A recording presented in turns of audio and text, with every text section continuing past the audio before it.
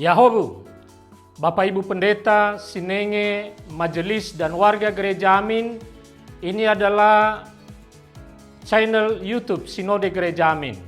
Karena itu, bagi yang mencintai Gereja Amin, tontonlah, subscribe, like, dan bagikan.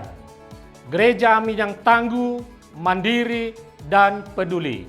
Tuhan Yesus memberkati.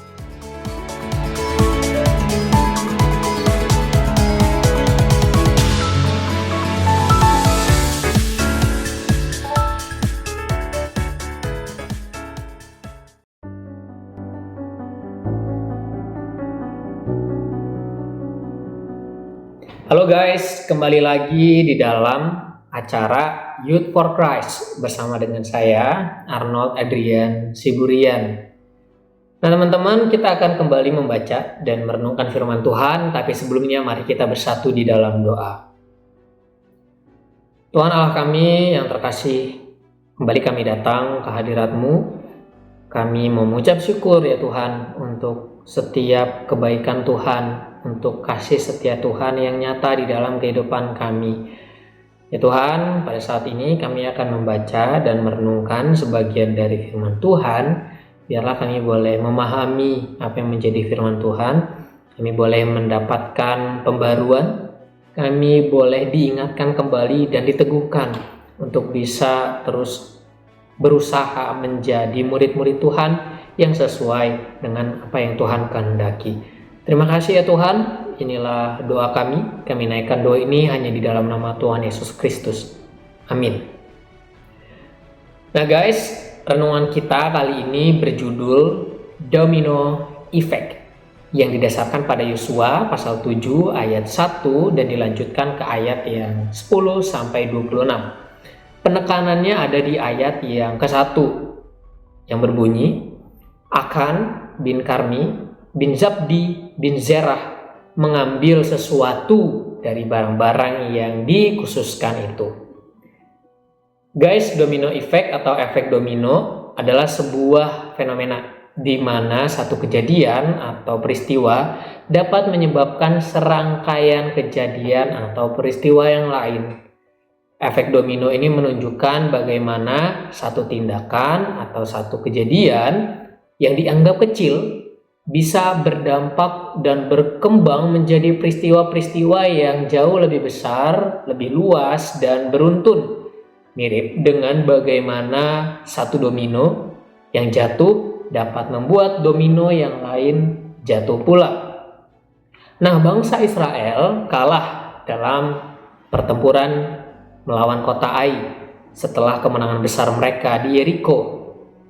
Saat itu Yosua memohon petunjuk dari Tuhan mengenai kekalahan ini dan mendapatkan jawaban bahwa kekalahan bangsa Israel itu disebabkan oleh dosa yang ada di tengah-tengah mereka. Hanya dengan membersihkan dosa tersebut, mereka dapat memperoleh kemenangan kembali. Dan dosa ini dimulai ketika Akan, seorang dari suku Yehuda, mengambil beberapa barang yang terlarang setelah pertempuran melawan Yeriko yang sebenarnya dikhususkan untuk menjadi milik Tuhan. Dosa Akan membawa kekalahan bagi seluruh bangsa Israel. Akan pun dihukum mati untuk menghapuskan dosanya, membawa pemulihan bagi bangsa Israel dan memungkinkan mereka untuk melanjutkan perjuangan. Guys, kisah Akan ini mengajarkan kepada kita bahwa dosa pribadi dapat berdampak besar pada komunitas secara keseluruhan, seperti efek domino.